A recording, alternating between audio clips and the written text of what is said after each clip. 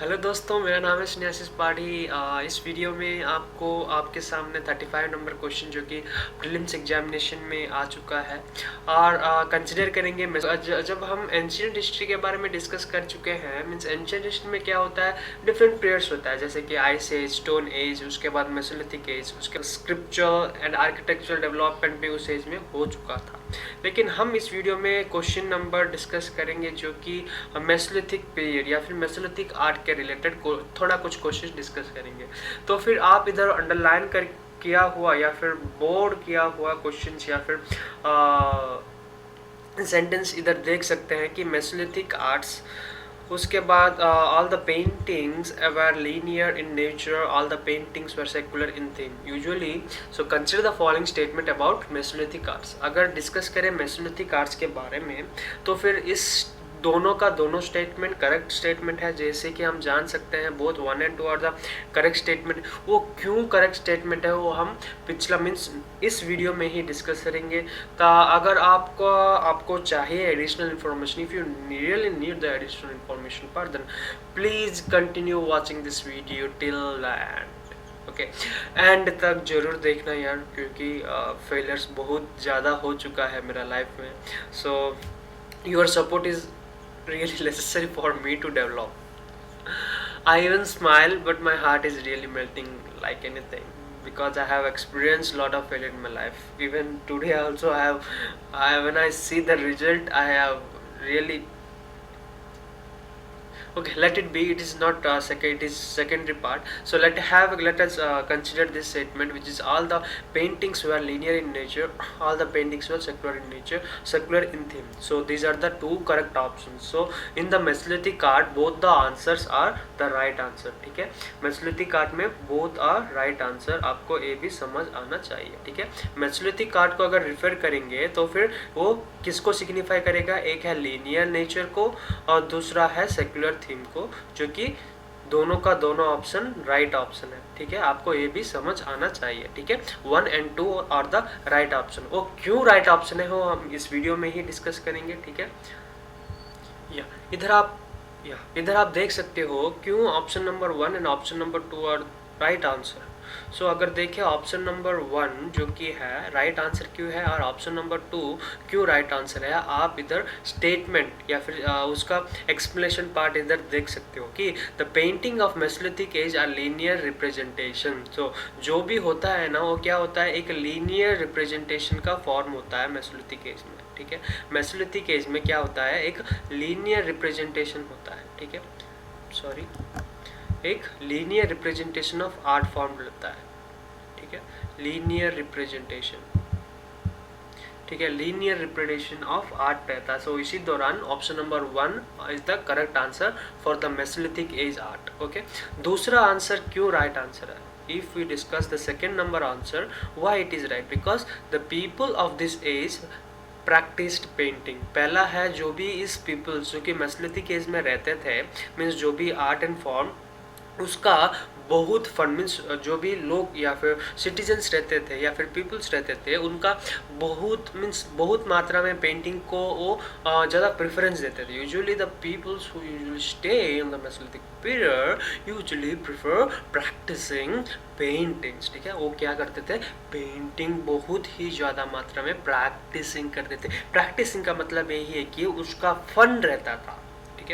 Funding में means आप I have fund of doing something, I have fun of doing studies, I have fun of doing playing. So this is their fun of making painting. Okay, then after the paintings were displayed birds, animals and human beings. Okay, this is the thing which you have to understand, that the painting which usually make a scenario of birds, animals, human beings. Okay, usually this painting usually refers to 3 kinds of forms, art forms, that is despite the bird painting, animal, then after human beings. Okay, then after it is not related to any religion. Okay, that's the very significant point. That's why it is called secular painting. ये secular painting क्यों कहते थे कि Mesolithic as में secular painting के कैसे हो सकता है यार, क्यों नहीं हो सकता है जब एक रिलीजन का इंटरफेरेंस अगर नहीं हो तो। Wherever there is no interference of the religion myths in the Mesolithic art form, then why cannot we say that it is a secular form of arting or it is a secular form of painting? That's the reason why Mesolithic period is known as the secular painting. So hence it does not displace or the display what forms. It does not display the religious form which usually maintained in the Mesolithic period. Hence this painting usually signifies the secular painting of art form. Okay, understanding what I'm saying, right? Then after quickly move to the explanation part of this. Okay, let me move to the explanation part of this video, or you can have an understanding about what I'm saying. Okay, let me point wise explain you.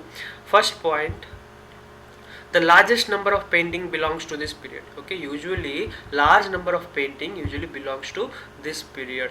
Which period? That is Mesolithic period. Okay, that you have to understand.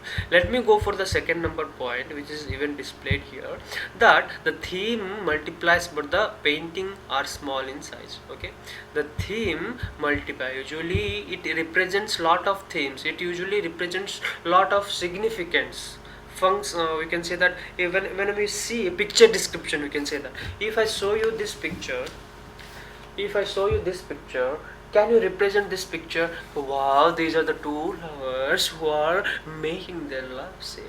That's the thing. That's the thing, right? One is boy, one is girl. Both are looking at each other.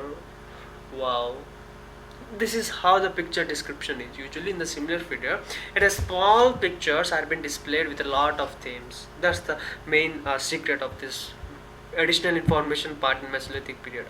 So let me quickly make the points. First is hunting scene period, then after hunting in groups, then after trap and snake catching animals on painting, then after Mesolithic people love to point animals, then after in some pictures animals chasing mans in others, then after animals painted in naturalistic, women's are being painted both in nuts and cloths. Okay, young and old qualify, finding place in painting, community, dance and provide of community. So these are the different themes which usually provide. One is hunting, gathering, snake, animal preaching, we can say that animal को वो कैसे hunting करते थे वो भी इसमें display किया है. मीन्स वुमेन का नट एंड क्लास मीन्स उसमें आप समझ आ चुका होगा. उसके बाद young and old equally find place in painting. Okay, उसके बाद some pictures are chasing mans others. Okay, किसमें दौड़ते हुए मीन्स खेलते हुए नज़र आता था जो भी पिक्चर्स या फिर थीम्स में. उसके बाद कम्युनिटी डांस में भी होता था. क्या होता था? वो मेसोलिथिक पीरियड का डिफरेंट फॉर्म्स आर्ट फॉर्म्स रहता था. ठीक है, तो फिर आशा करता हूँ कि आपका 1 से 11 पॉइंट अंडरस्टैंड हो चुका है.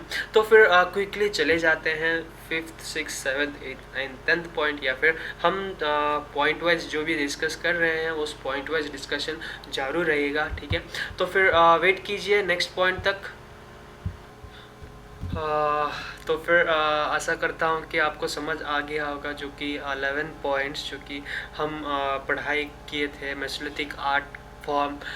उसके बाद सेक्युलर पेंटिंग क्यों कहते थे हम उससे, तो फिर वो भी हम समझ चुके हैं. लेकिन हम इस वीडियो में 36 नंबर क्वेश्चन चले जाते हैं, या फिर 36 नंबर जो भी है उस क्वेश्चन में चले जाते हैं. और आपको एडिशनल इन्फॉर्मेशन आप इधर देख सकते हैं. तो फिर आपको चाहिए एडिशनल इन्फॉर्मेशन तो अंत तक जरूर देखना यार प्लीज़. ठीक है, तो फिर हम डिस्कस करेंगे who among the following introduced the Brahmadeya village system. So Brahmadeya village system किसके द्वारा इंट्रोड्यूस किया गया? यूजुअली ब्रह्मदया सिस्टम और विलेज सिस्टम किसके दौरान या फिर किस पीरियड के दौरान ये इंट्रोड्यूस किया गया है. तो फिर आप इधर देख सकते हैं मयूराज गुप्ता सतवन्नास, उसके सत्यवन्नास, उसके बाद चालुक्य. सो आप डायरेक्टली आप कह सकते हैं आंसर देख के ही कि ये इंट्रोड्यूस या फिर ब्रह्मदया इंट्रोड्यूस किससे हुआ था? इंट्रोड्यूस हुआ था सत्यवन्नास से. सो सत्यवन्नास ये ब्रह्मदया विलेज सिस्टम को इंट्रोड्यूस किए थे. सो इस विलेज सिस्टम के दौरान हमको क्या चाहिए, मीन्स क्यों इस विलेज सिस्टम को ये इंट्रोड्यूस किए थे? तो फिर पहला है tax free land gift either in the form of single plot or whole village.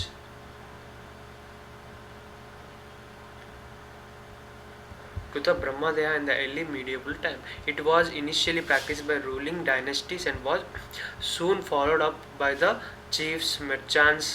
उसके बाद feudalist. Brahmadaya was diverged by the Brahmanical text and the surest mean to achieve merits and destroy sin.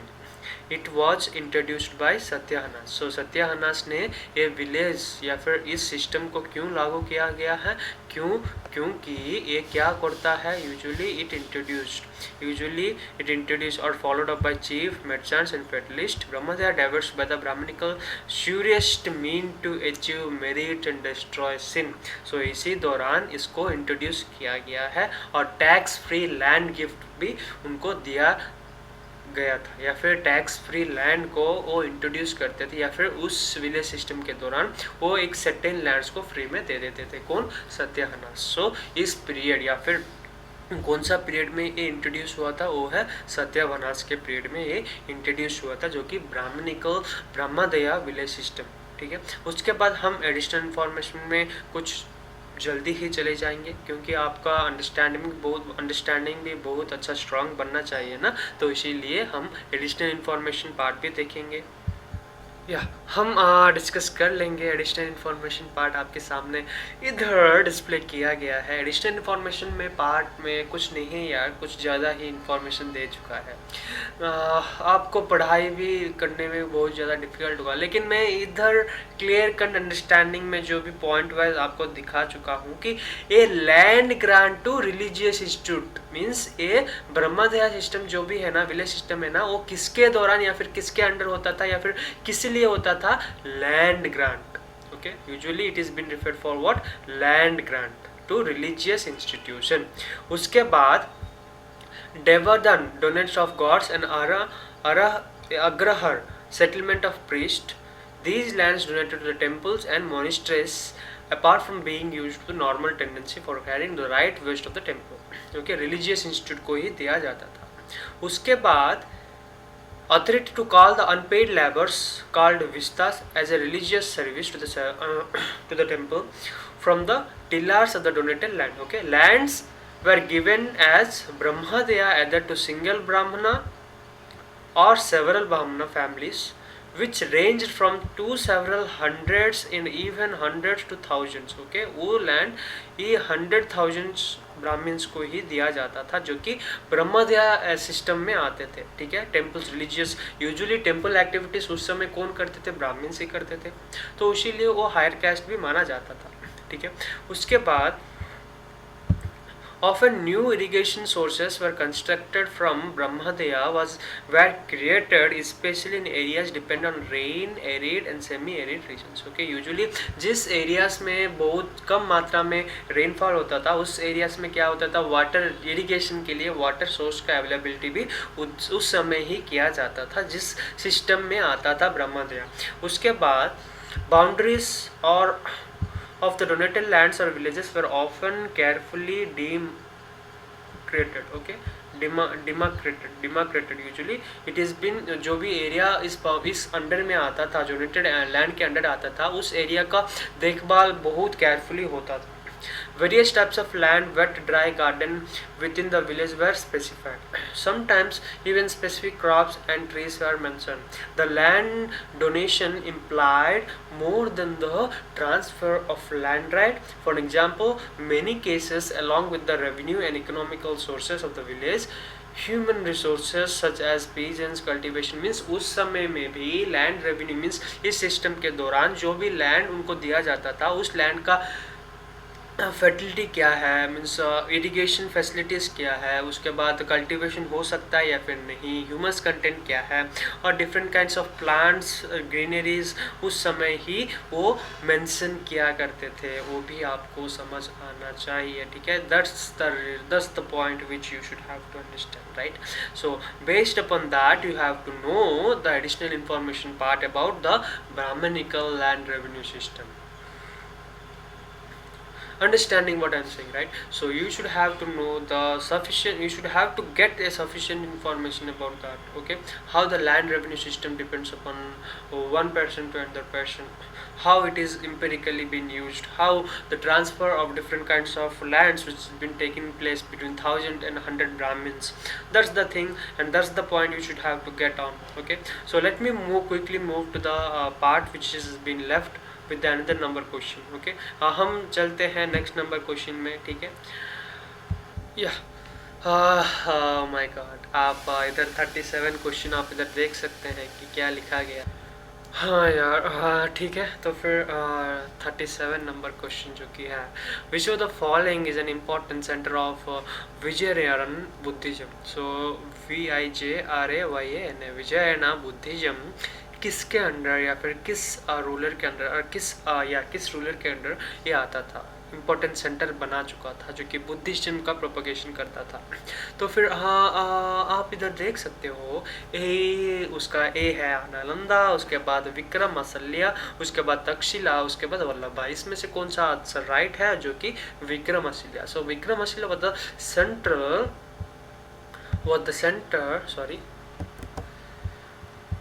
was the center for Vijayaranya and employed tactic predictors, prefectors. The first was Buddha Janapada, followed by Deepa Karambhara and Jayabhadra. Okay, sorry for if pronunciation mistake is occurred. So usually this is the tactical practice or the practice which has been done. So Vijay Buddhism किसका main centre था, वो है विक्रमशिला, जिसमें ये followed ग्रंथ्स या फिर we can see that first was Buddha Janapada, followed by Dipa and Karabandhra and Jayabandhra. Karabandhra and Jayabandhra was the important first centers usually which has been there in the Vikramashila. So Vikramashila का एक इम्पॉर्टेंट पॉइंट बन गया। क्या इम्पॉर्टेंट पॉइंट किसका बना, विक्रमशिला का, वह है विजयनगरम बुद्धिज्म। तो आप इधर एडिशनल इन्फॉर्मेशन भी देख सकते हो, you might be having visualization the additional information part itself that. तो Vikramshila was the center of Vijayanagar and employed the tactical preceptors. The first was Buddha Janapada, followed by Deepa. उसके बाद का है कर्णभद्रा and Jayabhadra. The first were the two during the Dharmapalar region. The third and early middle portion of the 19th century, Jayabhadra and Monk for the Sri Lankan, and the first predictors for first prominent commentator and the Chakrasambhala tactic Siddhara was the important aspects or the centers of Vikramshila. So Vikramashila का important center जो कि Buddhism का propagation किया करता था। आप इधर stage wise उसका different forms भी देख सकते हैं। So you are even watching the digital information part and the different centers which usually propagate this kind of information or this kind of center for their improvement, for the development of Buddhism propagation. Okay, इधर आप वो भी देख सकते हैं, ठीक है? तो फिर क्विकली हम चले जाते हैं बाकी इंफॉर्मेशन पार्ट में।